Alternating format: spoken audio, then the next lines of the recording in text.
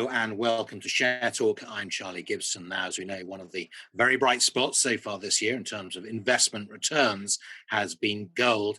Perhaps what's less known is that actually one of the metals that has actually improved on gold in terms of metal price performance has been uranium. Long, very, very dormant, in fact, ever since the Japanese tsunami, effectively. Now, the reason I'm telling you this, because of course, gold mining companies have been in a relatively benign place or even a positive place in terms of investment returns recently. But if you had a company that had both gold and it had some uranium as well, that might be considered an even better thing. They're quite rare though, but one such company is MetalNRG. It has gold assets in Arizona. It has a uranium asset in Kyrgyzstan. And in this particular case, it is also just announced via RNS a move into onshore oil and gas in the UK. And that's part of, when we talk about uranium, we talk about oil, that's part of an energy strategy. So there's a mining and energy strategy is what's going on. Well, joining me now down the line is Rolf Gerritsen, the Chief Executive of the company. Rolf, thank you very much indeed for joining us and welcome to the show. Thank you, Charlie. Thank you. Talk us through this, I think, the onshore UK oil and gas RNS that you just put out. Yeah, we put out an RNS which basically introduces heads of terms with a UK onshore conventional gas play. It's onshore oil and gas. It's in production at the moment, current low production, but at current prices and with the microenvironment, it's a break even. There's no debt in the operation, so it's quite attractive. It's an underinvested asset in a mature basin and relatively low technical risk. The opportunity is for us to significantly improve production in the near term, but it's also there to be able to start looking at some of the commercials and renegotiating some of the contracts that they're in.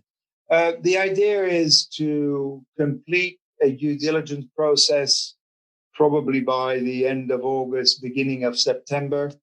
We're seeking, of course, the authority and the approvals for an operational handover, again, end of Q3, Q4. And as I said, it's an opportunity for us to start looking at oil and gas and building up towards a platform in that sector. One other key point of this first transaction is the fact that we are co-investing with a number of private investors. And those private investors will be taking management positions in the company once we get up and running. And I think that's quite attractive because, again, the team is a very strong team. They're putting some of their own money in and have skin in the game. So the idea is you're going to take this from sort of small scale, break-even production. Presumably the idea is you're going to have to make an investment and then that's going to yield larger scale, more profitable production and therefore generate cash flow for you. Would that be a reasonable summary? Yeah, on current or at current prices, it's making a little bit of money or close to break even. And it can be run as is, but some further investment will be required. The team is currently looking at putting that operational plan together. But I think, Charlie, your summary is an excellent one, and that's what we'll be working towards over the next few months in putting that plan in place and then implementing that over the next 6 to 9 months. Inevitably, people will ask, I think, well, if in that case, given the opportunity you see, why is the seller selling? The seller is selling because it's a privately owned firm. The owner has been running it for a number of years, and he's getting to that age where he's looking at retirement. And it's a nice opportunity because of some of the conditions that are offered around the asset, but also the fact that management is looking at, as I said, retiring from business. And the idea is that you take over the operatorship? That is the idea. We'll be doing it not through MetalNRG. It will be done through a special purpose vehicle, which will be set up between, in terms of ownership, by ourselves and the private investors who will become part of the management team. Details of exactly that is being worked out as I speak, but that's the idea, to run it through a special purpose vehicle that we then use to build up a oil and gas play. So the idea is not that MetalNRG, if itself as a mining company operates this is more of MetalNRG making an investment, if you like, a strategic investment via a special purpose vehicle, which has its own management. Is that the idea? Correct, absolutely. And Pierpaolo Rocco, who sits on MetalNRG's board, he will remain on the board of MetalNRG, but he will also be working at the special purpose vehicle as the CEO. Can you give us an idea? I mean, the idea, as you've just described there, is really you're going to have to make an investment in the field, or an investment is going to have to be made. Can you give us any idea at this stage how much you think the special purpose vehicle may need to invest and what sort of returns it could get from that? Look, in terms of those specific numbers, they're being worked on at the moment. We're not talking about huge investments here. The exact number I prefer to not respond to, because it would not be fair of me to do so, because the team is still currently working through their exact plans. But by the end of August, beginning of September, we will have a full operational plan and work plan in place, which will also be costed. We've got some ideas, but we're not talking huge amounts of money, and it is very manageable within our current agreements. Will presumably one or other entity, the special purpose vehicle, will, I'm assuming, have to raise finance on the markets. Is that something that MetalNRG is the intention that MetalNRG will contribute to that, or will it be a sort of standalone third-party financing? Well, Charlie, if we have to raise money, then MetalNRG would, of course, contribute and participate in that. But again, the final details on that are being worked through, and we will have to see on that. But if we do raise money, MetalNRG would definitely participate and take a lead on it. Can you give us an idea? I mean, I quite understand that there are things that are subject to due diligence, and that there are aspects of the deal which are subject to clarification, and also the technical work that you'll be doing at the moment. Can you give us an idea of the sort of timelines when we may begin to hear some of these figures may begin to firm up, and how do you see the project progressing, let's say, over the course of the next 12 months? I think in terms of initial updates, you could look at towards the end of Q3, beginning of Q4, and that will be the closure of the transaction. And then we will be in a position to announce specific details on the transaction. You will also then see an update on the resource in early Q4. And while we're going through those two, we'll also be looking towards end of Q3, Q4, the operatorship, which will be quite key in terms of news flow. So those are really three pieces of news flow that will be coming towards end of this quarter, beginning of next quarter. I'm being a little cautious because with everything that's going on, there might be slight delays. We're pursuing this in terms of timing quite aggressively, and are aiming to have it done by August if we can. But I'm just hedging my bets and saying it might be the beginning of Q4. I think we understand that there's reasonable cause for you to have a little bit of latitude. Can you give us any more details as to where that is? I'll just leave it that it's in England. It's onshore, conventional in England. If we think about the conventional places where we know that there's onshore oil and gas in the UK, would we be thinking about the right area? Yeah. This is a well-known basin, and as I said, it's a mature basin, and there's relatively low technical risk. So I think that will help you in positioning it. Excellent.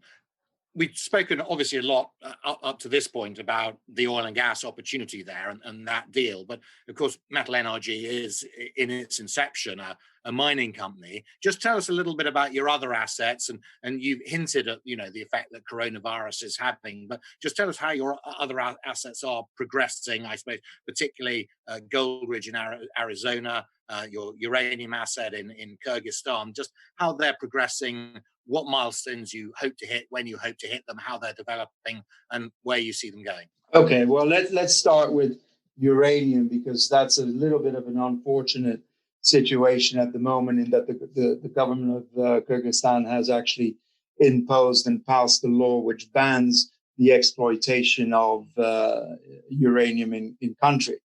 Our position has been, and it still is, that in actual fact, the mining license that was issued is a mining license that will help clean up a bog pit area with uranium in it.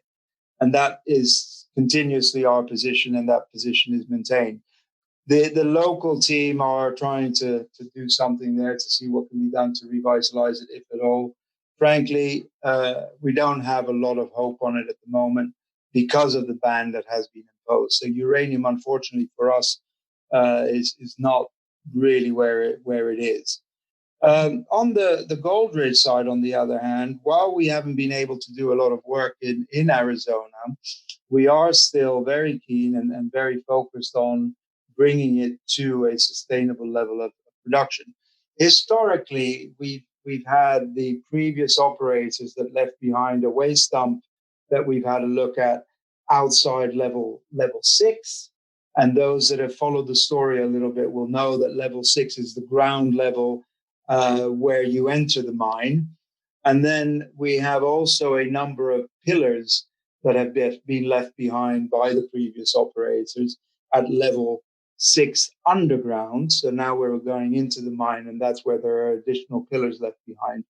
What we've been able to do is we've been able to make contact with the face that was last mined when the mine was actually operational. Having done so, we found one particular face and a pillar that has visible gold. Our belief is that between level 4, which is higher up, and level 6, there is potentially a resource that can enable us to put the whole mine back on a stable and sustainable production. I've been advised by the experts that the waste dump and the pillars on its own would not really justify processing right away, and that it is it's best economically done by integrating into additional resources which we're current. And we've got some proposals that we're reviewing with them, and I'm looking at moving that forward and start drilling from outside level 4 towards underground level 4 and making back contact with the last face that was mined at level 6. So that's the plan there. The exact timing of it depends a little bit how these conversations with the contractors goes, because they've been in lockdown for a while. They're coming out of it now. And we just need to see what kind of pressures they're going to have on their drills. But our intention is to pursue it and get it to a point where we can actually develop it further and keep it on a sustainable level of production.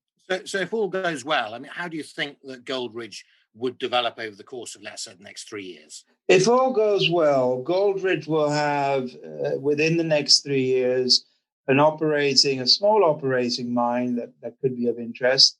And it is also looking at consolidating within the area. If you look at within a mile of Goldridge itself, there are a number of historical gold mines that are sitting there abandoned. And we've been exploring these. We've been doing work on them in terms of trying to understand some of the history on it. So there's a consolidation opportunity that we're looking at. So 3 years down the line, we should be in a position to consolidate that area a little bit further and also make sure that we get Goldridge itself into production. Remember that Goldridge is made up of 3 operating mines. There's the level 4 and level 6 is Gold Princess, and then we've got another mine which is called the Davies mine. And within the Davies mine, for example, we found some fantastic charts that are outlining some very high grades, but access to that is very difficult and complex at this particular point in time.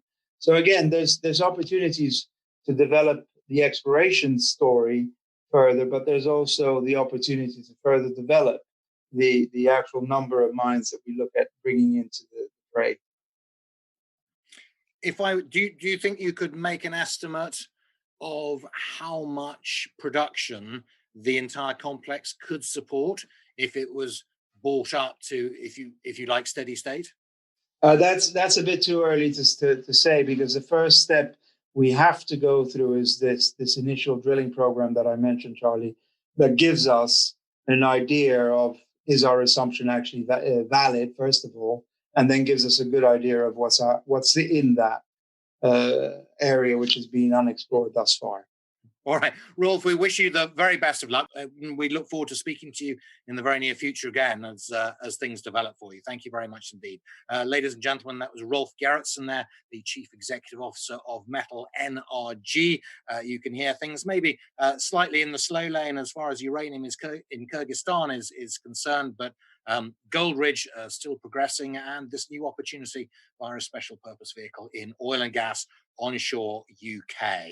The share price of MetalNRG, well, that's showing definitely some of the benefits of what we've been talking about. The share price about a year ago would have been about 0.3 pence. It's currently up at about 0.6 pence currently. So there you are, 100% return over the space of 12 months. That's all from me, Charlie Gibson, on Share Talk. We'll be bringing you more such investment opportunities in the very near future, we hope. But until then, you have a very capital day.